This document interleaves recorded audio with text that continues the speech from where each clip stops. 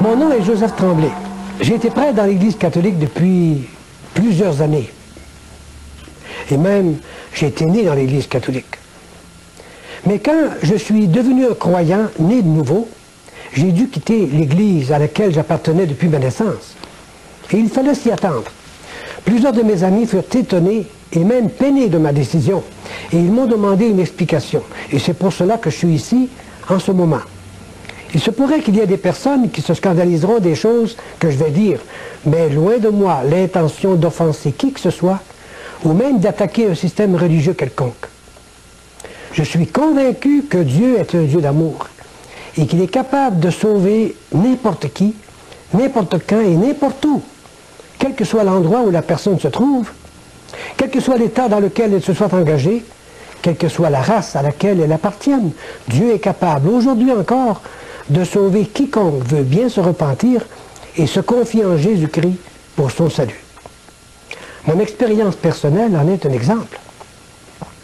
Le tout débuta en 1964 au Chili, pendant que j'étais missionnaire dans la congrégation des Oblats de Marie Immaculée, et eut son dénouement au Canada en 1966. Qu'est-ce qui s'est passé entre ces deux dates? Eh bien, le salut de mon âme. Depuis longtemps, Dieu me cherchait et me poursuivait. Et moi, je voulais bien me donner à lui aussi. Je pensais bien l'avoir déjà fait en étant membre de la religion dans laquelle j'étais né. Et voilà qu'un jour, Dieu m'ouvrit les yeux, me faisant comprendre mon péché et son propre moyen de salut à lui. Comment cela s'est-il passé? C'est ce que je voudrais essayer d'expliquer dans les quelques moments qui suivent. Je suis né au Québec, Canada, en 1924. Mes parents m'ont inculqué depuis ma tendre enfance un grand respect pour Dieu, ainsi qu'un intense désir de le servir du mieux que je pourrais. Et je voulais tout lui consacrer, afin de lui plaire le plus possible. Selon ces mots de l'apôtre Paul, « Je vous exhorte, frères, par les compassions de Dieu, à offrir vos corps comme un sacrifice vivant, saint, agréable à Dieu, ce qui sera de votre part un culte raisonnable. » Alors c'est donc pour lui plaire que je lui consacrai ma vie dans l'état religieux et sacerdotal. Après plusieurs années d'études, je fus ordonné prêtre près de Rome, en Italie. Un an plus tard, j'étais envoyé comme missionnaire en Bolivie et au Chili, où je travaillais pendant plus de 13 ans. Oh, j'aimais beaucoup ce genre de travail. Et j'essayais de faire face à mes responsabilités le mieux que je pouvais, jouissant de l'amitié de tous mes compagnons de travail. Même s'ils regardaient avec une certaine ironie mes goûts prononcés pour l'étude de la Bible, cependant leurs invitations à partager avec eux mes découvertes me prouvaient leur approbation. Certains m'appelaient même Joe la Bible, mais je savais que malgré l'ironie cachée derrière cette appellation, ils m'enviaient. Mes paroissiens eux-mêmes appréciaient ce ministère de la parole de Dieu. Ils organisèrent un club de l'étude de la Bible à domicile, ce qui m'obligea à étudier sérieusement la Bible, tant pour préparer mes sermons dominicaux que pour me préparer à ces réunions improvisées. Alors, l'étude de la Bible, qui jusque-là était un hobby pour moi, devint bien vite une obligation professionnelle. Je me rendis compte que les vérités qu'elle contenait étaient beaucoup plus claires que je pensais. Et d'un autre côté, je découvris que beaucoup de dogmes que j'avais étudiés en étaient absents. Ces études de la Bible que j'avais faites, donc, me démontraient que je ne connaissais pas la Bible. Alors, je commençai à parler à mes supérieurs d'aller étudier la Bible, quand ce serait mon tour de prendre des vacances. Entre-temps, les jésuites en Antofagasta m'invitèrent à enseigner la Bible à l'école normale de l'université qu'ils dirigeaient. Je ne sais pas comment ils apprirent mon intérêt pour la Bible. Malgré mon manque de préparation, j'acceptai l'invitation, sachant que cette nouvelle responsabilité allait me forcer à étudier sérieusement la parole de Dieu. Que d'heures, de nuit et de jours furent consacrées à la préparation de mes cours, mes réunions, mes sermons. Et pour m'aider à garder un bon moral pendant ces heures de lecture et d'études, je m'étais habitué à écouter de la musique. On m'avait donné un petit radiotransistor par l'intermédiaire duquel je pouvais écouter les plus beaux concerts sans avoir à tourner les disques. C'est ainsi qu'un jour, je me rendis compte que c'était des beaux cantiques religieux qui me parvenaient. J'entendais le mot Jésus à travers, de temps en temps, pendant que je lisais la Bible et que je lisais des commentaires. L'ambiance était vraiment propice. Mais ces cantiques durèrent peu. Ils furent remplacés par une sorte de lecture de la Bible. Et le dernier verset qui a été lu a attiré mon attention très fortement. Celui qui n'a point connu le péché, Dieu l'a fait devenir péché pour nous, afin que nous devenions en lui justice de Dieu. D'abord, je fus tenté de changer de poste, car cela me dérangeait beaucoup d'entendre parler pendant que j'étudiais. Et en plus, je me disais, qu'est-ce que ce ministre peut bien avoir de bon à m'enseigner? Moi, avec tous mes grades, je peux lui en montrer. Mais après une courte hésitation, j'optai pour écouter ce qu'il avait à dire. Et vraiment, j'appris des choses merveilleuses concernant la personne du Seigneur Jésus-Christ. J'étais même rempli de confusion, sachant que je n'aurais sans doute jamais pu en faire autant. Il me semblait que c'était Jésus qui me parlait, qui était là devant moi. Et combien peu je le connaissais, ce Jésus, qui pourtant faisait le sujet de mes pensées, de mes études. Je le sentais bien loin de moi. C'était la première fois que ce sentiment semblable venait en mon esprit concernant Jésus. Il me parut comme un étranger à ma vie. Il me semblait que tout mon être était vide. C'était comme un immense vide autour duquel j'avais monté tout un échafaudage de principes et de dogmes théologiques, bien beaux, bien charpentés, bien illustrés, mais qui ne touchaient pas mon âme, qui n'avaient pas changé mon cœur. Je sentis un vide immense en moi, et en dépit du fait que je continuais à étudier et à me gorger de lecture, de prière et de méditation, ce vide allait grandissant chaque jour davantage. Et je continuais à écouter à ce même poste tous les programmes que je pouvais. Et j'appris que cela venait de Quito, Équateur. C'était HCJB. J'appris aussi que ce poste était exclusivement consacré à prêcher l'Évangile dans le monde entier. Parfois, j'étais vraiment touché par tout ce que j'entendais. Et j'écrivais au poste directement pour les remercier et leur demander des renseignements. Ce qui me frappa le plus dans tout ce que j'entendais, ce fut l'insistance avec laquelle l'on parlait du salut par grâce, que tout le crédit du salut de l'homme était donné non pas à l'homme sauvé, mais au Seigneur Jésus, l'unique sauveur, que l'homme ne pouvait se glorifier de rien, que ses œuvres n'étaient qu'un vêtement souillé, que la vie éternelle ne pouvait être reçue dans un cœur que comme un don gratuit, que ce n'était pas une récompense en échange de mérite acquis, mais un don non mérité, donné par Dieu à quiconque se repent de ses péchés et reçoit dans sa vie Jésus comme son sauveur personnel. Tout cela était du nouveau pour moi.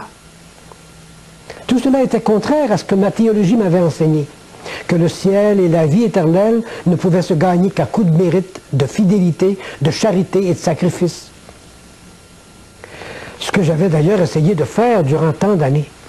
Et comme résultat de mes efforts, je me disais, je ne suis pas plus avancé qu'avant. Si je commets un péché mortel, je m'en vais en enfer, si je meurs dans cet état-là. Ma théologie m'avait enseigné le salut par les œuvres et les sacrifices. Et je découvre dans la Bible un salut gratuit. Ma théologie ne me donne pas l'assurance du salut. La Bible m'offre cette assurance. Je me vois confus. Peut-être devrais-je arrêter d'écouter ces émissions évangéliques. Cette lutte en moi était en train de prendre d'alarmantes proportions. Je souffrais dans tout mon corps et dans mon cœur aussi. Des maux de tête, insomnie, crainte de l'enfer. Je n'avais plus envie de dire la messe, ni d'entendre des confessions.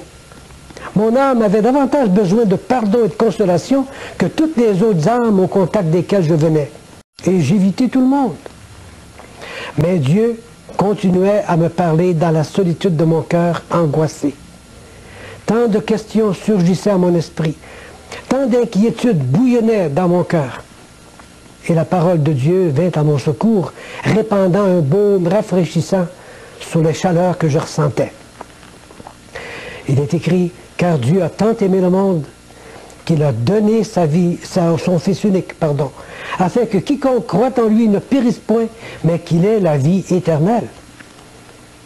Et la parole de Dieu dit, car tous ont péché et sont privés de la gloire de Dieu, et ils sont gratuitement justifiés par sa grâce, par le moyen de la rédemption qui est en Jésus-Christ.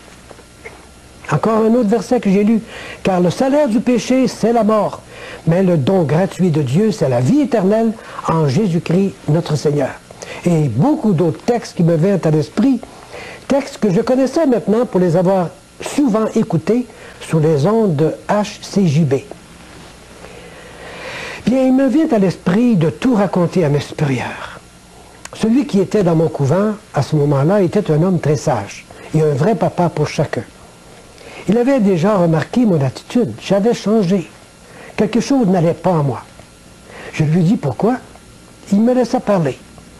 Avant de terminer ma confession, je lui dis « J'aimerais pouvoir non seulement lire la Bible et étudier la Bible, mais aussi essayer d'y adapter ma vie et de vivre selon ce qui est écrit, sans d'autres impositions des hommes. » La réponse fut très vague.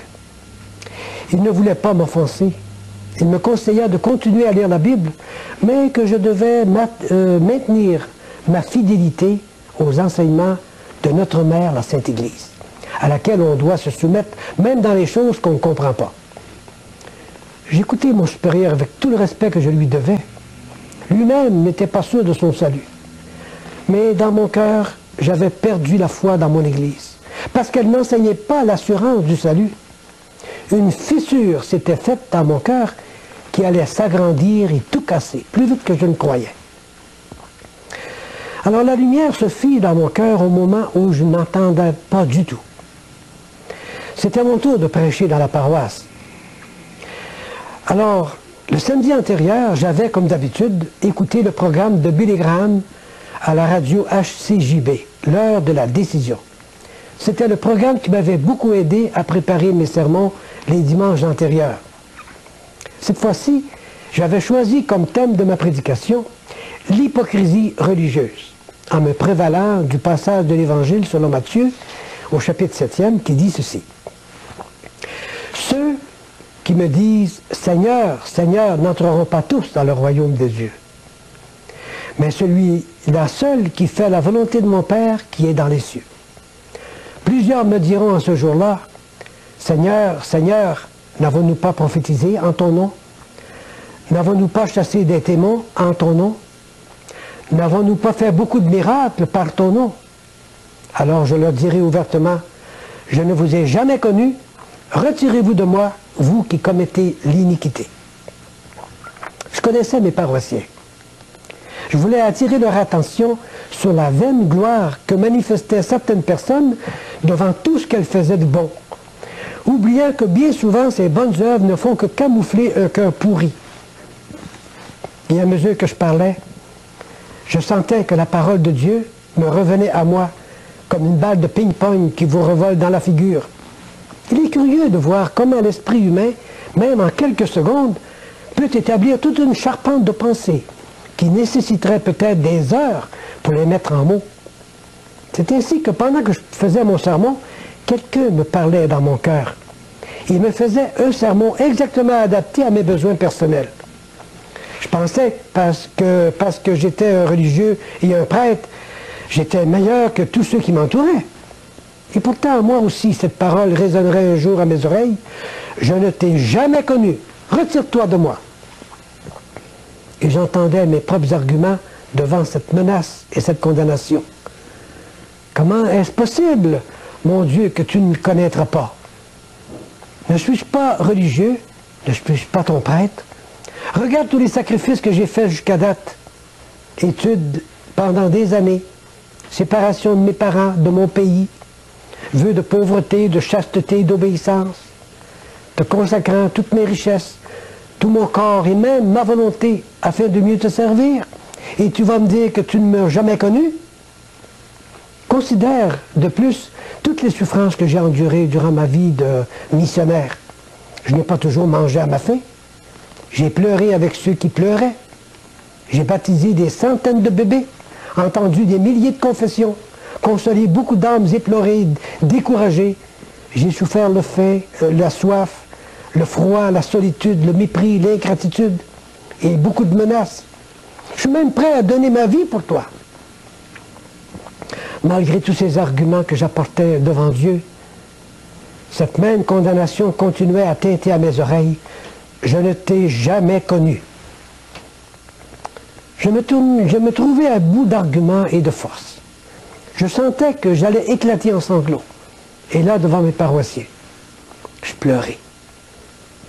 Mes larmes m'empêchèrent de continuer mon sermon. J'étais tout simplement découragé devant cette terrible frustration d'une vie manquée, en face de mes péchés et de la condamnation de Dieu.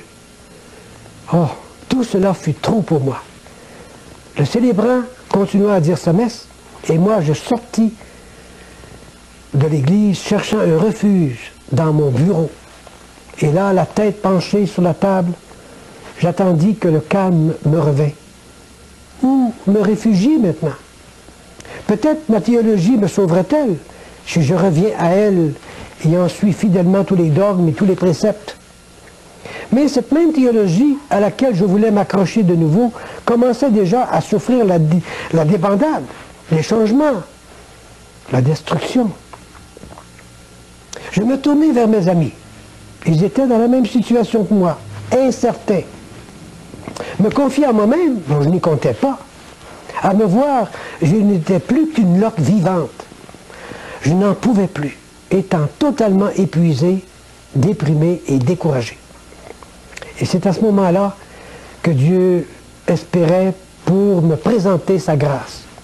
Quand l'homme est rendu au bout de lui-même, ça donne à Dieu l'occasion de se manifester à lui. Et voici un verset qui m'a beaucoup aidé. Car c'est par grâce que vous êtes sauvés, par le moyen de la foi. Et cela ne vient pas de vous. C'est le don de Dieu. Ce n'est pas par les œuvres, afin que personne ne se glorifie. Et c'est par cette promesse et cette première parole que Dieu se présenta à moi dans son salut. C'est par elle que j'ai compris mon erreur et le pourquoi du rejet de Dieu. Avec raison, il ne me connaissait pas. Je voulais me sauver par mes œuvres, et Dieu, lui, voulait me sauver par sa grâce. Quelqu'un d'autre s'était déjà occupé de mes péchés et du châtiment qui y était attaché. Le Seigneur Jésus-Christ. Il est mort sur la croix pour cela. C'est pour le péché de quelqu'un d'autre qu'il est mort, pas pour lui, parce que lui, il n'a jamais péché. C'est pour le péché de qui alors? Ne serait-ce pas pour les miens? Oh oui, c'était pour les miens. Et je me souviens des paroles du Seigneur. Venez à moi, vous tous qui êtes fatigués et chargés, et je vous donnerai du repos.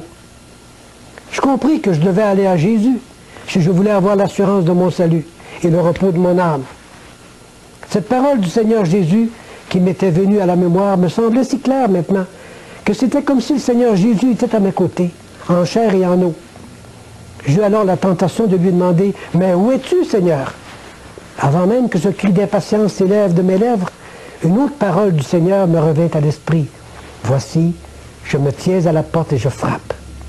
Si quelqu'un entend ma voix et ouvre la porte, j'entrerai chez lui, je souperai avec lui et lui avec moi. »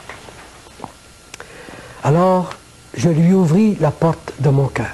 Maintenant, je savais où était le Seigneur Jésus. Il était bien moins loin que je ne le croyais. Et je m'empressai de l'inviter à entrer dans mon cœur, dans ma vie.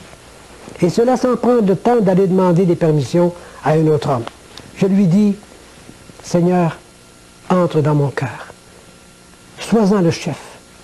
Prends-en le contrôle de ma vie, ô Sauveur bien-aimé. » À partir de ce moment-là, je savais que j'étais libéré de ce châtiment qui m'avait menacé durant si longtemps. J'étais sauvé, pardonné. J'avais la vie éternelle. Et j'en avais l'assurance, parce que Dieu dit dans sa parole. Mais à tous ceux qui l'ont reçu, à ceux qui croient en son nom, elle a donné le pouvoir de devenir enfants de Dieu, lesquels sont nés non du sang, ni de la volonté de la chair, ni de la volonté de Dieu, ni de la volonté de l'homme, mais de Dieu. J'étais donc devenu un enfant de Dieu. Et Dieu était devenu mon Père. Et ce Dieu qui était devenu mon Père commença une œuvre merveilleuse en moi. Je compris alors cette parole que j'avais entendue si souvent. Celui qui n'a point connu le péché, Dieu l'a fait devenir péché pour nous, afin que nous devenions en lui justice de Dieu. Et je me souviens aussi de cette autre parole du Seigneur Jésus-Christ que j'ai lue dans la Bible. Le châtiment qui nous donne la paix est tombé sur lui. Qu'est-ce qui s'est passé dans la suite? Eh bien, je continuais mon ministère sacerdotal du mieux que je pouvais. Mais peu à peu, je sentais que j'étais comme un étranger dans cet état. Je sentis que cette grâce qui m'avait sauvé, qui avait fait de moi un enfant de Dieu, allait entrer en conflit avec les œuvres de l'état dans lequel j'essayais de vivre. J'étais heureux parce que j'avais l'assurance de mon salut, mais j'étouffais en même temps, dans un cadre qui essayait de me pousser à faire des œuvres pour mériter mon salut. Le salut, je l'avais. Alors ces œuvres ont été mises de côté, les unes après les autres. Même ma prédication changea d'orientation et de présentation. Tout ce qui m'intéressait maintenant, c'est ce que Jésus avait fait et ce qu'il était. De sorte que je délaissais les thèmes préparés d'avance par l'organisation liturgique du diocèse pour consacrer tous mes efforts sur la personne et l'œuvre de mon Sauveur bien-aimé, le présentant comme tel aux paroissiens qui étaient abasourdis, ahuris, mais bien souvent aussi édifiés. Quoique je me sentais à l'aise envers Dieu, en ce qui concerne le salut parfait opéré par lui en moi, par son Fils, cependant, je ne me sentais pas à l'aise envers moi-même, ni envers les gens qui m'entouraient. Je portais un costume qui montrait que je suivais une religion basée sur des œuvres pour être sauvé. Tandis que dans mon cœur, je savais que Dieu m'avait pardonné sur la base de ce que son Fils avait fait une fois pour toutes sur la croix du Calvaire. Un sentiment d'hypocrisie s'empara de moi, produisant une situation qui allait devenir intenable, insupportable. Et c'est alors que je demandais à mes supérieurs d'accepter ma démission, sans trop comprendre pourquoi je voulais partir. Ils m'avaient en effet choyé de bien des manières. Rien ne me manquait. Selon eux, c'est vrai que rien ne me manquait en ce qui concerne le vêtement, le manger, le logement, la santé. Mais maintenant que j'avais l'assurance de mon salut, le Seigneur Jésus était devenu mon maître, je n'avais plus rien à faire pour me mériter ce salut gagné pour moi par Christ à un si grand prix. Vous savez, quand un criminel vient au Seigneur en se confiant en lui pour son salut, il ne fait plus les choses criminelles qu'il faisait. Quand un drogué, par exemple, vient au Seigneur, il ne se drogue plus. Quand un adultère vient au Seigneur, il ne commet plus de péché d'adultère. Cela signifie que ce salut, le salut que quelqu'un expérimente, change sa vie. Quant à moi, je n'avais pas commis de grands crimes. Je ne m'adonnais pas à la drogue, ni à d'autres péchés qui auraient pu me classer parmi les grands pécheurs, comme on dit. De quoi allais-je donc me séparer pour prouver ma sincérité devant un Dieu qui m'avait tant aimé jusqu'à donner son Fils pour faire l'expiation de mes péchés? Et c'est dans cette situation un peu confuse que je me tournai de nouveau vers le Seigneur, lui demandant de venir à mon secours, en me montrant le chemin à suivre, la décision à prendre, lui disant que j'étais même prêt à me départir de ce costume qui semblait m'étouffer. Et le Seigneur, qui ne fait jamais les choses à moitié, répondit à mes prières. Je revins au Canada en 1965 pour une longue période de repos. Bien vite, j'ai reçu la visite d'autres chrétiens évangéliques.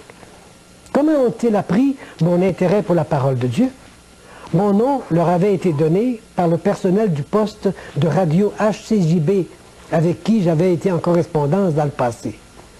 Mais même si je trouvais leurs commentaires très édifiants, je ne me suis pas donné à eux totalement. Je ne voulais pas tomber dans un autre système théologique, ayant été étouffé pendant des années par le système dans lequel j'étais né. J'avais grandi et vécu pendant presque 40 ans. Alors, je priais pourtant le Seigneur de me faire comprendre, de me faire trouver des frères, des sœurs avec lesquels je pourrais me réunir afin de ne plus me sentir si seul. Je connaissais l'expérience des premiers chrétiens dont nous lisons dans la Bible, qu'ils aimaient se réunir. Et dans le chapitre 2 du livre des Actes, on lit ceci: ils persévéraient dans l'enseignement des apôtres, dans la communion fraternelle, dans la fraction du pain et dans les prières. Et je me suis demandé, est-ce que les chrétiens continuent à se réunir encore aujourd'hui pour se souvenir du Seigneur en attendant son retour? Dieu, qui a pourvu pour le salut de mon âme, va pourvoir aussi pour me faire découvrir la présence de ses enfants. Alors mes supérieurs de Montréal m'appelèrent un jour pour m'offrir et remplacer un professeur de théologie au collège secondaire de Rouen en Abitibi. J'hésitais beaucoup avant d'accepter cette invitation. Je n'aimais pas cette région du pays. Mais après un moment d'hésitation, j'acceptai, puisque ce n'était que pour quelques mois. L'enseignement que je devais donner portait sur l'Église. L'on me facilita tous les livres nécessaires pour préparer mes cours. Et je commençais mes préparatifs en ne me servant que de la Bible. Bien entendu, j'avoue que j'avais moi-même de la misère à comprendre ce que j'enseignais. Ça contrastait tellement avec ce que j'avais appris au grand séminaire concernant cette Église hiérarchique de laquelle je faisais partie, du moins extérieurement par le costume. Mais j'aimais ça, étudier ce sujet. Pour illustrer mon enseignement, j'employais un petit radiotransistor, un petit enregistreuse plutôt, sur lequel j'enregistrais des interviews que je faisais sur la rue. Et je présentais ça à mes élèves. Un jour, j'appris par le journal local qu'une émission télévisée allait être présentée un certain dimanche. Et le titre du message que l'évangéliste allait présenter est « L'Église ». Alors j'ai enregistré sur ce petit appareil ce programme afin de pouvoir montrer à d'autres et leur faire écouter que d'autres aussi enseignent les mêmes choses que j'enseignais. Ça venait de la Bible.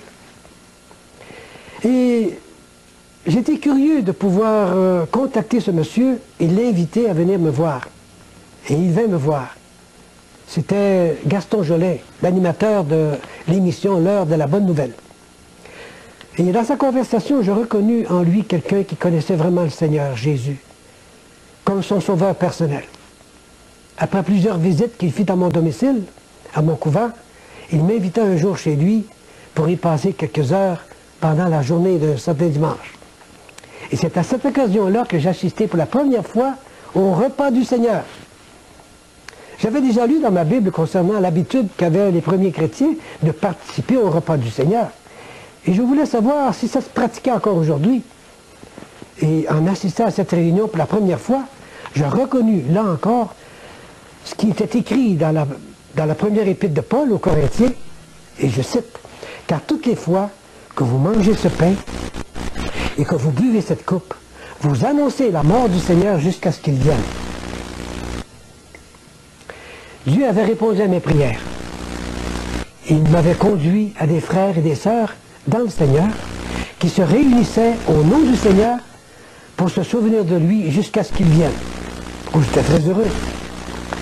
Peu de temps après, j'écrivis à mes supérieurs à Montréal, leur annonçant la nouvelle que j'avais trouvé ma famille et leur demandant de bien vouloir m'obtenir la dispense de mes vœux, de ne plus me considérer comme membre de leur Église, que ma vie dorénavant, le Seigneur Jésus allait s'en occuper. Et c'est ainsi que le Seigneur m'a libéré, non seulement de mes péchés et de la condamnation qui y était attachée, mais aussi de tout système d'hommes qui écrase et étouffe. Une grave question s'est posée. J'ai été sauvé, je me suis demandé si j'allais continuer dans la religion dans laquelle j'avais grandi. D'ailleurs, plusieurs m'ont souvent posé cette question. Pourquoi n'avez-vous pas continué à pratiquer la religion catholique après avoir été sauvé? Oh, chacun devrait se poser cette question et chercher dans la Bible, dans la parole de Dieu, la réponse que Dieu donne à cette grave question. C'est d'ailleurs ce que j'ai fait. Et en décrivant mon exercice spirituel devant cette grande question et la manière dont le Seigneur m'a dirigé, peut-être que d'autres personnes seraient-elles aidées à résoudre aussi leurs problèmes. Il y a deux textes qui se sont présentés à mon esprit dès le début, qui allaient donner une nouvelle orientation à ma vie. Le premier se trouve dans la Corinthiens. Ne vous mettez pas avec les infidèles sous un joug étranger. Car quel rapport y a-t-il entre la justice et l'iniquité? Ou qu'y a-t-il de commun entre la lumière et les ténèbres? Quel rapport y a-t-il entre Christ et Bélial? Et quelle part a le fidèle avec l'infidèle? Quel rapport y a-t-il entre le temple de Dieu et les idoles? Car nous sommes le temple du Dieu vivant, comme Dieu l'a dit. J'habiterai et je marcherai au milieu d'eux. Je serai leur Dieu et ils seront mon peuple. C'est pourquoi sortez du milieu d'eux et séparez-vous, dit le Seigneur. Ne touchez pas ce qui est impur et je vous accueillerai. Je serai pour vous un père et vous serez pour moi des fils et des filles, dit le Seigneur Tout-Puissant. Ici, le Seigneur me demande de sortir d'un système qui lui déplaît. Et je me demandais, de quel système est-il question? On m'avait toujours enseigné que ma religion était la meilleure, et qu'en dehors de l'Église, point de salut. Peut-être ne voulait-il pas viser ma religion, après tout. Le second texte se trouve dans le livre de l'Apocalypse, au chapitre 18e. Et on lit ceci. « Et j'entendis du ciel une autre voix qui disait, « Sortez du milieu d'elle, mon peuple, afin que vous ne participiez point à ses péchés, et que vous n'ayez point part à ses fléaux, car ses péchés se sont accumulés jusqu'au ciel, et Dieu s'est souvenu de ses iniquités. » Eh bien ici, Dieu me décrit le système dont il veut que je me sépare, comme étant un système qui est encore dans ses péchés, et continue à pécher contre Dieu, comme en lui lançant des flèches. Mais quel était le système dont il est fait mention? Est-ce possible que j'en fasse partie sans le savoir? Et c'est alors que j'ai passé en revue toute ma vie, vérifiant par les Écritures tout ce que je faisais et tout ce que j'étais. Tout comme on le lit dans le livre des Actes concernant les chrétiens de Bérée, qui dit ceci: « Ces Juifs avaient des sentiments plus nobles que ceux des Thessaloniques. Ils reçurent la parole avec beaucoup d'empressement. Ils examinaient chaque jour les Écritures pour savoir si ce qu'on leur disait était exact. Alors je me suis donc mis à étudier les Écritures pour savoir si ce qu'on m'avait enseigné et ce que je faisais était conforme à la parole de Dieu. Et le résultat de mon examen, eh bien voici le résumé dans les quelques lignes ou dans les quelques paroles qui suivent. D'abord, ce fut la question de l'assurance de mon salut, naturellement. Mon Église m'avait enseigné que personne ne pouvait être sûr d'aller au ciel avant de mourir. Et même elle menaçait d'excommunication quiconque oserait penser le contraire. Mais nous lisons dans la parole de Dieu, « Je vous ai écrit ces choses afin que vous sachiez que vous avez la vie éternelle, vous qui croyez au nom du Fils de Dieu. » Dieu donc dit à quiconque croit en son Fils pour son salut, « Oui, sache que tu as la vie éternelle. » Alors c'est ce que j'ai fait. Je me suis repenti et j'ai mis ma foi pour mon salut dans la personne et l'œuvre du Seigneur Jésus-Christ. Donc je sais que je suis sauvé. Les hommes avec leur théologie disent « Non, tu ne peux pas être sûr. Personne ne peut être sûr. » Qui a raison? C'est Dieu, naturellement. C'est juste pour que nous ayons l'assurance d'être sauvés que Dieu a dit ces choses dans la parole. Un autre point qui m'a paru être en désaccord avec la parole de Dieu, c'est la question du pardon des péchés. C'est un grand problème que l'homme veut résoudre. Eh bien, ce grand problème, c'est celui de savoir comment ces péchés peuvent être pardonnés et que seul le Seigneur Jésus peut les pardonner. En ce qui me concerne, j'avais fait tout ce qui était à mon pouvoir pour obtenir cette sécurité et cette paix, en me soumettant à tout ce que mon Église m'avait enseigné. Chaque semaine, après avoir fait mon examen de conscience, je me confessais à un autre prêtre. Et après avoir reçu l'absolution, j'accomplissais la pénitence qui m'avait été imposée. en y ajoutant souvent d'autres prières de mon cru, souvent en élevant mes bras en forme de croix. Et malgré tout cela, j'étais toujours dans un état de tourment intérieur, essayant de découvrir quelle sorte de péché j'aurais pu avoir caché dans le fond de mon cœur et que j'aurais oublié de confesser. Quel tourment! Je n'ai jamais été sûr que mes péchés étaient vraiment pardonnés. Mais quand j'eus rencontré Christ, j'ai trouvé la paix, la vraie, celle dont parle la Bible.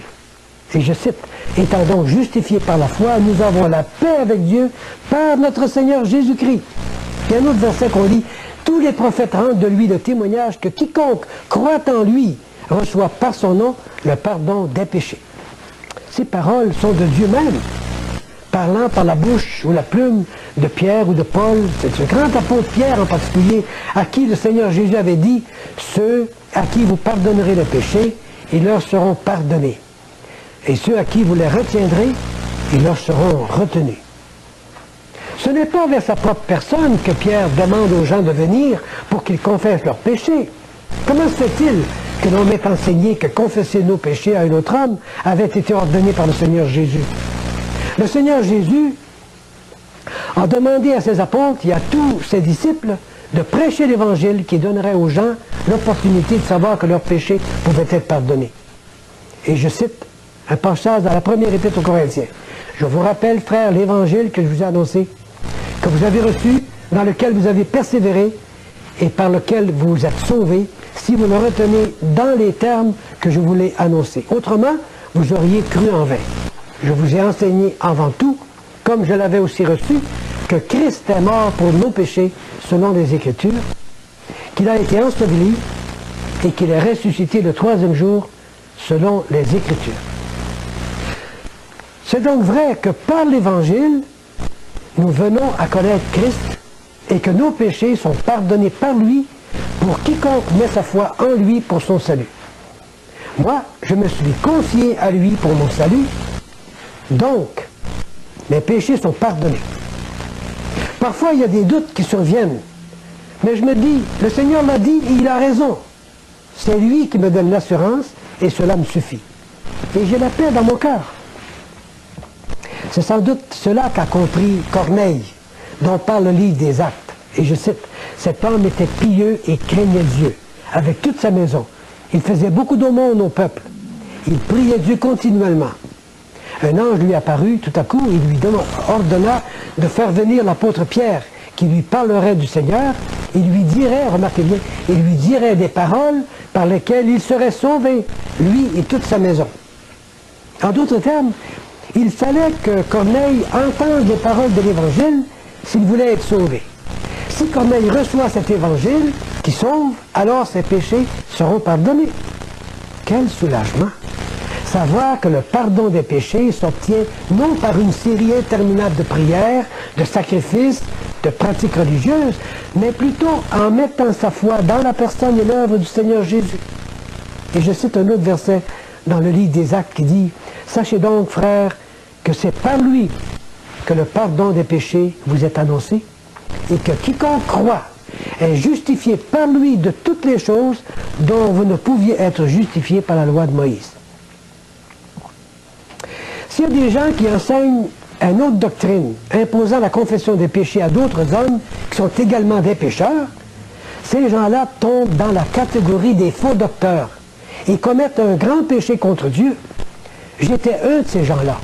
Par conséquent, j'ai arrêté d'entendre les confessions des autres et aussi de confesser mes propres péchés à d'autres personnes.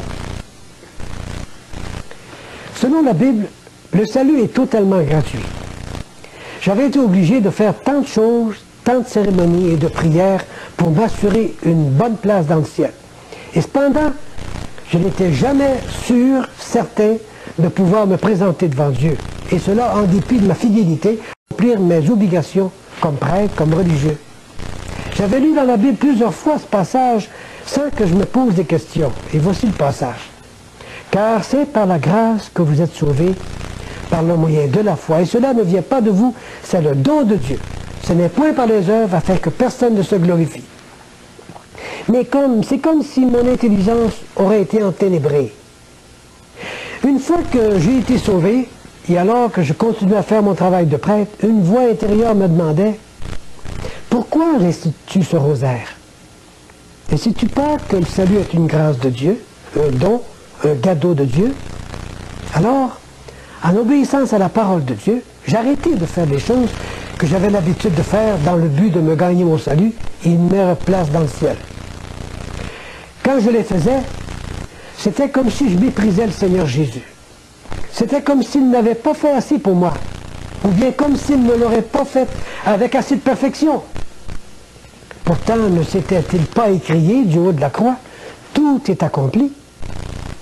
C'est pourquoi, comme l'a exprimé l'apôtre Paul, oubliant ce qui est en arrière et me portant vers ce qui est en avant, c'est alors que je commençais à apprécier vraiment la personne du Seigneur Jésus. Appréciation qui est allée sans cesse en grandissant depuis lors, à mesure que je délaissais ces pratiques du passé. En me rappelant ce verset, le don gratuit de Dieu, c'est la vie éternelle par Jésus-Christ notre Seigneur.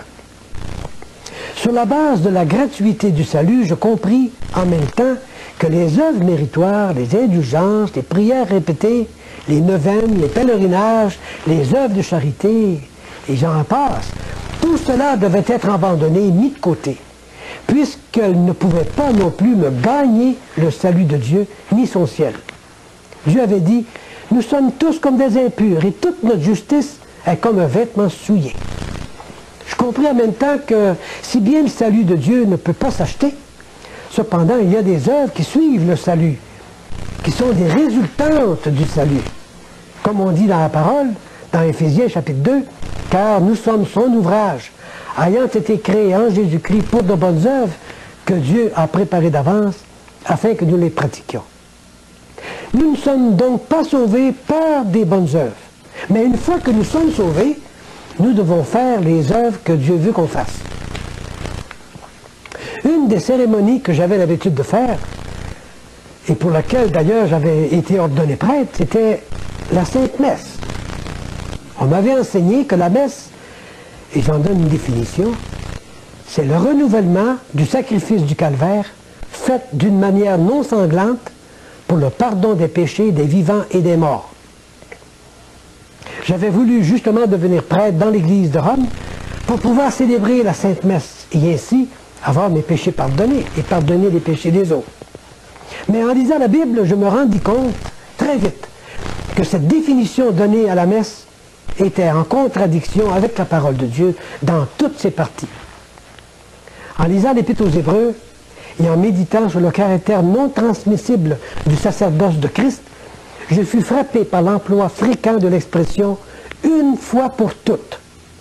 Voici, il est écrit par exemple, « Il nous convenait en effet d'avoir un souverain sacrificateur comme lui, saint, innocent, sans tache, séparé des pécheurs, et plus élevé que les cieux, qui n'a pas besoin, comme les souverains sacrificateurs, d'offrir chaque jour des sacrifices, d'abord pour ses propres péchés, ensuite pour ceux du peuple, car ceci il a fait une fois pour toutes, en s'offrant lui-même. » Dans ce passage, le Seigneur Jésus fait une comparaison entre lui-même et les prêtres de l'Ancien Testament. En disant ceci, « Mais Christ est venu comme souverain sacrificateur des biens à venir. Il a traversé le tabernacle plus grand et plus parfait qui n'est pas construit de main d'homme, c'est-à-dire qui n'est pas de cette création. Et il est entré une fois pour toutes dans le lieu très saint. » Un peu plus loin, nous disons, ce n'est pas pour s'offrir lui-même plusieurs fois, mais maintenant, à la fin des siècles, il a paru une seule fois pour effacer le péché par son sacrifice. Il s'est offert une seule fois pour porter les péchés de beaucoup d'hommes. Et enfin, dans le chapitre 10 de l'Épître aux Hébreux, il est marqué « Nous sommes sanctifiés par l'offrande du corps de Jésus-Christ une fois pour toutes.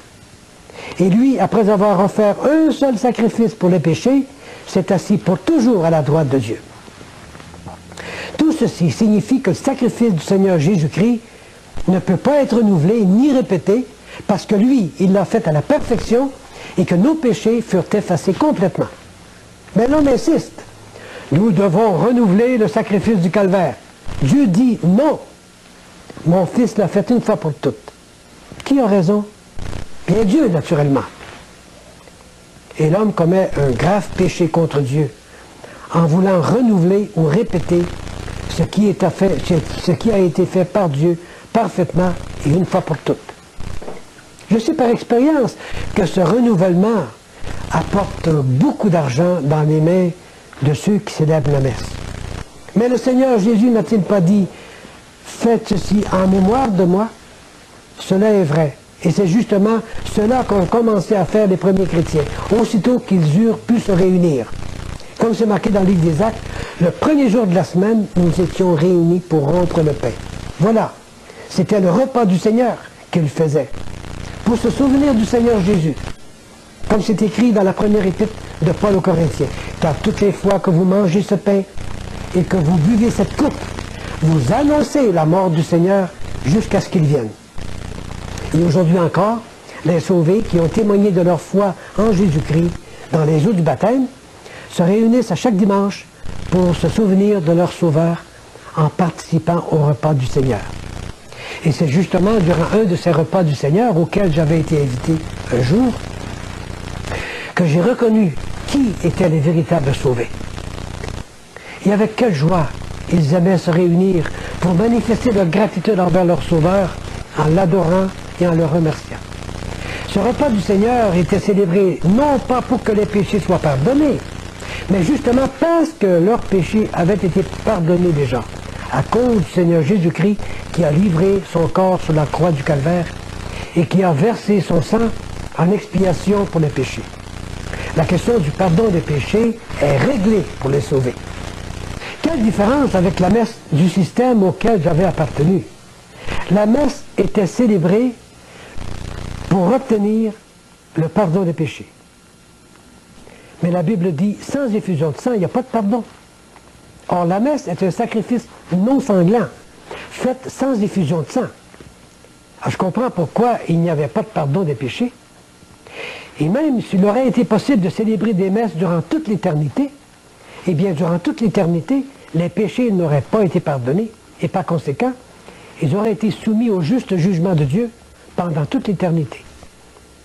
On ne peut imaginer la gratitude de mon âme envers la personne de mon Sauveur pour son œuvre magnifique du salut opéré sur la croix du Calvaire. Une fois pour toutes, une œuvre si parfaite qui a permis au Père Céleste de ne jamais plus se souvenir de mes péchés. Malgré la grande satisfaction que je ressentais concernant le pardon de mes péchés et l'appréciation que j'entretenais envers la personne du Seigneur Jésus, cependant je me sentais comme un intrus face à lui. Me sachant sauvé par grâce, j'ai continué durant un bout de temps à exercer mon ministère sacerdotal, portant sur mon corps, devant les gens, le costume du prêtre et le titre du prêtre. Pendant ce temps-là, une des paroles de la Bible me harcelait profondément. Mais lui, parce qu'il demeure éternellement, possède un sacerdoce qui n'est pas transmissible. Dieu était en train de me dire, il n'y a qu'un seul prêtre, c'est mon fils. Et son sacerdoce ne peut pas être transféré ni transmis à personne d'autre. Mais encore là, l'homme avec sa théologie rétorque, il nous faut des prêtres, puis on va s'en faire. Qui a raison? Dieu, naturellement. Quand j'eus renoncé au sacerdoce humain, j'ai commencé à comprendre le plan que Dieu avait à l'égard de tous les croyants. Il a voulu les faire un avec Christ et en Christ, intégrés à l'état sacerdotal de son Fils dans le ciel. Comme on lit dans la parole de Dieu, première épître de Pierre. Et vous-même, comme des pierres vivantes, édifiez-vous pour former une maison spirituelle, un saint sacerdoce, afin d'offrir des victimes spirituelles agréables à Dieu par Jésus-Christ. Cela signifie que tous les croyants, tous ceux qui sont sauvés par la foi en Jésus-Christ, qu'ils soient hommes ou femmes ou enfants, sont tous membres de la famille sacerdotale du Seigneur Jésus-Christ. On m'a fait l'objection suivante. Comment est-ce possible que tant de prêtres, d'évêques, que de papes, qui ont exercé une si grande influence sur la société, qu'ils se soient tous trompés? Incompréhensible en effet. Toutes ces personnes ont accompli des choses merveilleuses pour le bien-être des gens, partout dans le monde. Mais en ce qui me concerne, j'étais convaincu que tout en étant moi-même un prêtre dans cette religion, selon la Bible, je n'étais pas même un enfant de Dieu. que si je suis parvenu à me faire ordonner prêtre, ce sacerdoce me fut communiqué par une pure ordination humaine. Il ne venait pas de Dieu. L'on m'avait ordonné prêtre parce que, antérieurement, j'avais été confirmé, ou j'avais été baptisé, j'avais reçu d'autres sacrements. Et si je n'avais pas été baptisé avant, on ne m'aurait jamais ordonné prêtre. Le baptême dont on m'a baptisé, comme étant petit bébé, a été, selon cette religion, mon entrée dans le christianisme. J'ai appris plus tard que, par ce baptême, j'étais devenu un enfant de Dieu. Mais je sais maintenant qu'on ne devient pas un enfant de Dieu, ni par une cérémonie religieuse quelconque, ni par aucune œuvre qu'on pourrait faire. C'est plutôt par la foi en Jésus-Christ qu'on devient un enfant de Dieu. Alors, si mon baptême ne faisait pas de moi un enfant de Dieu, à quoi m'auraient servi les autres sacrements que j'avais reçus après ou que j'aurais pu recevoir plus tard? Même si on m'avait consacré évêque, cela n'aurait pas servi à grand-chose. Et que se serait-il passé si on m'avait couronné pape? C'est le Seigneur Jésus-Christ qui a demandé à tous ceux qui croiraient en lui qu'ils témoignent de leur foi publiquement, et ce témoignage exigé par le Seigneur se fait par le baptême par immersion. Ce baptême démontre devant tout le monde, d'une manière visible, ce qui s'est passé d'une manière invisible dans l'âme de chacun quand Dieu a sauvé cette personne-là. C'est une cérémonie qui décrit notre identification avec le Seigneur dans sa mort, dans son ensevelissement et dans sa résurrection. Le baptême ne sauve personne. Il ne fait que démontrer d'une manière illustrative ce qui s'est passé quand on a été sauvé. Mais l'homme dit, il faut se faire baptiser pour recevoir la vie de Dieu. Dieu dit non. Le salut est un don gratuit, donné à quiconque se repent et croit en mon Fils. Qui a raison? Dieu, naturellement. On m'a accusé d'avoir perdu la foi dans le pape. Je m'y attendais. La parole de Dieu vint en mon secours. On m'avait enseigné que le pape est le chef visible de l'Église et que Christ en est le chef invisible. Et pour me le prouver, on m'a cité des paroles que le Seigneur Jésus a dites un jour à l'apôtre Pierre. Et moi, je te dis que tu es Pierre, et que sur ce roc, je bâtirai mon Église, et que les portes du séjour des morts ne prévaudront point contre elle. Ce passage est dans l'Évangile de Matthieu. Mais je sais que le mot « roc » ici ne correspond pas à Pierre. C'est bien le Seigneur Jésus-Christ lui-même qui est le roc. C'est lui qui est le rocher, le roc, la pierre angulaire de l'édifice qu'il allait construire. C'est d'ailleurs symbolisé dans l'Ancien Testament par ce rocher d'où a coulé l'eau qui a rassasié le peuple hébreu dans le désert. Vous vous souvenez? C'est marqué dans la première épître de Paul aux Corinthiens, ceci, ils ont tous bu le même breuvage spirituel, car ils buvaient à un rocher spirituel qui les suivait, et ce rocher était Christ. Ce fut donc très clair pour moi. C'est pourquoi, quand j'eus quitté l'Église, dont je faisais partie, j'ai eu la liberté de donner à mes amis la réponse suivante. Oui, c'est vrai, j'ai perdu la foi dans le pape. Ou plutôt, cette foi que j'avais déposée dans le pape, je la retirai de lui pour la déposer sur le vrai chef de l'Église. La vraie tête, l'unique tête, c'est le Seigneur Jésus-Christ. Depuis lors, je demande à Dieu que beaucoup de gens puissent ouvrir les yeux aussi, incluant le pape, pour qu'ils en viennent à se repentir de leurs péchés, comme je le fis un jour, et qu'ils mettent leur foi pour leur salut dans la personne et l'œuvre du Seigneur Jésus-Christ. C'est d'ailleurs ce que fit l'apôtre lui-même quand il a répondu au Seigneur, « Tu es le Christ, le Fils du Dieu vivant. » Ces paroles ne venaient pas de la tête de Pierre, comme le Seigneur Jésus le lui fit remarquer. Elles venaient du Père Céleste. C'est ce Saint-Esprit qui m'a poussé à mettre ma foi en Jésus-Christ pour mon salut. N'importe qui, entendant la bonne nouvelle de l'Évangile, doit aussi confesser Jésus de la même manière. Il doit déclarer et reconnaître « Tu es le Christ, le Fils du Dieu vivant ». C'est ça la déclaration de foi que le Seigneur Jésus s'attend à entendre de la part de quiconque veut bien le reconnaître comme Sauveur et Seigneur. Je l'ai fait un jour. C'est à votre tour maintenant. Quelle que soit votre position dans l'échelle hiérarchique de votre Église, vous devez répondre personnellement à cette même question du Seigneur, qui pensez-vous que je suis? Et la réponse à cette question déterminera la position de votre âme devant Dieu. Si vous donnez la même réponse que celle donnée par l'apôtre Pierre, vous deviendrez alors non pas un pape, mais bien un enfant de Dieu. L'apôtre Pierre était conscient qu'il n'était pas devenu pape. Il a écrit aux chrétiens de son temps, et cela vaut pour tous les chrétiens de tous les temps, « Voici les exhortations que j'adresse aux anciens qui sont parmi vous, moi, ancien comme eux, témoin des souffrances de Christ. » De plus, jamais l'apôtre Pierre n'a exigé qu'on l'appelle sa sainteté, ni aucun autre titre d'ailleurs. Quand j'étais encore dans le clergé, on m'a souvent appelé révérend père. Combien d'autres titres que l'on donne à d'autres personnes selon les grades qu'elles ont ou les costumes qu'elles portent. En quittant le sacerdoce des hommes, je perdais naturellement le droit de me faire appeler prêtre. C'était mieux ainsi. Il est écrit « N'appelez personne sur la terre votre père, car un seul est votre père, celui qui est dans les cieux. Ne vous faites pas non plus appeler directeur, car un seul est votre directeur, le Christ. » Alors les hommes, cependant, ils ont continué à appeler leurs prêtres révérends, et d'autres révérendissime, monseigneur. Et même ils ont poussé l'insolence jusqu'à employer le titre sa sainteté, ignorant le fait que ce dernier titre ne peut pas être attribué qu'à Dieu seul. C'est lui qui le mérite. Quelle audace! Combien de flèches contre Dieu!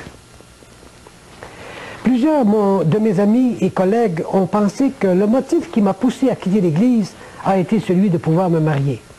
Ils ont même allégué que je camouflais ce désir intérieur derrière la façade de l'Évangile. Je laisse à Dieu le soin de s'occuper d'eux et de leur ouvrir les yeux. Quant à moi, j'étais sauvé, j'étais devenu un enfant de Dieu par la foi en Jésus-Christ, et je savais que mon Sauveur et mon Seigneur allait s'occuper de moi dans tous les détails de ma nouvelle vie, et il a fait merveilleusement. 3 années plus tard, il m'a fait rencontrer celle qui, depuis, est mon épouse, Jessie McGowan. C'est une chrétienne expérimentée dans les choses du Seigneur. Parlant de mariage, j'ai appris par la parole de Dieu que le mariage est un état voulu par Dieu pour tout le monde. Personne ne peut mettre d'empêchement à cette volonté de Dieu sans aller à l'encontre de ses plans. Et on lit dans la parole de Dieu ceci, mais l'Esprit dit expressément que dans les derniers temps, quelques-uns abandonneront la foi pour s'attacher à des esprits séducteurs, à des doctrines de démons, par l'hypocrisie de faux docteurs portant la marque de la flétrissure dans leur propre conscience. Ils prescrivent de ne pas se marier et de s'abstenir d'aliments que Dieu a créés pour qu'ils soient pris avec action de grâce par ceux qui sont fidèles et qui ont connu la vérité. Car tout ce que Dieu a créé est bon, et rien ne doit être rejeté pourvu qu'on le prenne avec action de grâce. Donc Dieu dit, le mariage est bon pour tout le monde, mais l'homme rétorque, non, le mariage n'est pas bon pour les prêtres, les religieuses ou les religieux. Qui a raison? C'est Dieu, évidemment. Comme prêtre, je m'engageais à me soumettre au pape et à enseigner et à prêcher des doctrines qui m'étaient imposées. Mais une fois soumis au contrôle de Christ et de sa parole, je découvris bien vite que la plus grande partie des dogmes qu'on m'avait enseignés ne se trouvaient pas dans la Bible, en particulier ceux concernant Marie, la mère de Jésus. On l'appelait la mère de Dieu, l'Immaculée Conception, l'Assomption, la médiatrice de toute grâce, la reine du monde et beaucoup d'autres titres. Tous ces titres sont connexes les uns aux autres, mais aucun ne se trouve dans la Bible. Le point de départ de tous ces titres se trouve dans celui de mère de Dieu. Marie n'est pas la mère de Dieu. Dieu n'a pas de mère. Elle est la mère de Jésus, oui, qui est le Fils de Dieu, qui a pris une nature humaine dans le sein virginal de Marie. Les gens du monde de la théologie ont voulu lui donner le nom de mère de Dieu, et pour légitimer ce titre, ils ont aussi trouvé celui d'Immaculée Conception, naturellement. Car ils se sont dit, il ne convient pas que la mère de Dieu soit née dans le péché, avec un péché dans l'âme. Alors, ils ont inventé l'idée qu'elle aurait été conçue sans péché dès le sein de sa mère. La Bible parle, oui, de quelqu'un qui a vraiment été conçu sans péché dès le sein de sa mère. C'est Jésus. Il a été conçu sans péché par l'opération du Saint-Esprit dans le sein de Marie. C'est marqué dans l'évangile de Luc, ceci. L'ange lui répondit, « Le Saint-Esprit viendra sur toi, et la puissance du Très-Haut te couvrira de son ombre. C'est pourquoi le Saint-Enfant qui naîtra de toi sera appelé Fils de Dieu. » Selon ces paroles de l'ange, c'est le Seigneur Jésus qui est immaculé dans sa conception, et non pas Marie. Selon la Bible, donc, Marie, tout comme les autres personnes qui sont nées dans ce monde, depuis le péché d'Adam, tombe elle-même dans la catégorie des pécheurs. Elle a eu besoin d'un sauveur, tout comme vous et moi. C'est bien ce qu'elle-même a compris quand elle s'est exclamée dans son cantique le Magnificat, « Mon âme exalte le Seigneur, et mon esprit se réjouit en Dieu, mon sauveur. » Si Marie a appelé Jésus son sauveur, c'est qu'elle avait besoin d'être sauvée, d'être bénéficiaire elle aussi de ce salut offert à quiconque se repent et croit. Et comme conclusion, Marie n'est pas immaculée dans sa conception. Si elle n'est pas immaculée dans sa conception, les autres titres qui lui sont attribués ne valent pas non plus. Ces titres ne sont que des résultats de la philosophie des hommes, contre laquelle le Saint-Esprit nous met en garde. Et je vous cite ce verset dans la parole de Dieu qui se trouve dans l'Épître aux Colossiens. « Prenez garde que personne ne fasse de vous sa proie par la philosophie, par une vaine tromperie, s'appuyant sur la tradition des hommes, sur les principes élémentaires du monde et non sur Christ. » Un des titres attribués à Marie est celui de médiatrice de toute grâce. Mais la parole de Dieu nous présente le Seigneur Jésus comme le seul médiateur. Et je cite le verset dans 1 Timothée. « Car il y a un seul Dieu et un seul médiateur entre Dieu et les hommes, Jésus-Christ homme. » Alors, Marie n'est pas médiatrice. J'aime bien Marie. Elle est la mère de mon Sauveur, le Seigneur Jésus-Christ. De plus, c'est elle qui, en ce qui me concerne, m'a présenté son Fils. Elle m'a mis en contact avec le Sauveur de mon âme. Ce fut en effet une parole sortie de sa bouche lors des noces de Cana qui m'a personnellement permis de porter mon attention vers le Seigneur Jésus-Christ. Elle a dit au serviteur, « Faites tout ce qu'il vous dira. » Eh bien, c'est ce que j'ai fait moi-même. Je me suis mis à l'écoute du Seigneur Jésus, sous l'invitation de Marie. Je me suis mis à l'écoute du Seigneur par la lecture de la Bible, qui est la parole du Seigneur. Le résultat, le salut de mon âme. Je suis sauvé. Marie a appelé Jésus mon Sauveur. Moi aussi, je l'ai appelé mon Sauveur, parce que je l'ai reconnu comme celui qui a porté mes péchés sur la croix, qui est mort à ma place et qui est maintenant vivant pour me donner sa vie et vous la donner à vous aussi. N'aimeriez-vous pas, à votre tour, cher ami, vous mettre à l'écoute du Seigneur Jésus et vous confier à lui pour votre salut? Durant ces dernières années que j'ai vécues dans l'Église, j'ai vu beaucoup de changements s'opérer. Des enseignements différents, des pratiques nouvelles. Maintenant que j'appartiens à l'Église du Seigneur, je regarde en arrière et je me réjouis d'avoir quitté un système humain qui est soumis à tant de changements et qui crée tant de confusion. C'est le sort qui attend toute organisation humaine. Tout ce qui est humain change. Mais la parole de Dieu ne change pas. Le ciel et la terre passeront, mais mes paroles ne passeront point, a dit le Seigneur Jésus. Se confier à cette parole de Dieu donne une grande confiance, une forte assurance et un grand repos d'esprit. Tandis que le fait de se confier dans la parole des hommes, leur doctrine, ne fait que laisser un arrière-goût d'inquiétude, en plus de tomber sous la malédiction de Dieu. On m'a demandé, comment se fait-il que tu aies accepté toutes ces doctrines pendant des années et que maintenant tu les rejettes toutes? Mais la réponse, j'étais aveugle. Maintenant je vois. Le Seigneur Jésus m'a ouvert les yeux du cœur pour que je sois sauvé et les yeux de mon intelligence pour que je comprenne ce qu'il me laisse comprendre par son Saint-Esprit. Il est écrit, si notre évangile est encore voilé, il est voilé pour ceux qui périssent, pour les incrédules dont le Dieu de ce siècle a aveuglé l'intelligence afin qu'ils ne voient pas briller la splendeur de l'évangile de la gloire de Christ qui est l'image de Dieu. J'ai ouvert ma Bible et j'ai laissé Dieu regarder le fond de mon cœur pour qu'il me révèle à moi-même le mal qu'il trouverait à l'intérieur. Et le Saint-Esprit a fait tout le travail. Il m'a convaincu de péché, m'a poussé à la repentance, et il m'a jeté tel que j'étais dans les bras de mon Sauveur. L'Éternel est près de ceux qui ont le cœur brisé. C'est dans le psaume 34 qu'on dit ça.